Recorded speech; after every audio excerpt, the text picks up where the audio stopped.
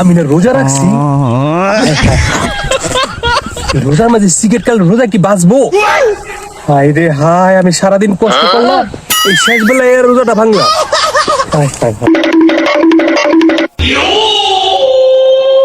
কি হয়েছে ভাই?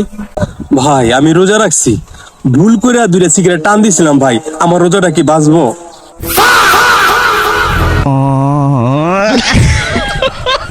রোজা তো মরে নাই, আপনি হাসপাতালে গিয়া রোজাটা রাইসি তো রাখেন, দেখেন বাঁচাইতে পারেন কিনা। রোজা রাইখা বিড়ি খাইবা, আবার রোজা বাঁচানোর চেষ্টা করবো। হায় রে বিড়ি করে।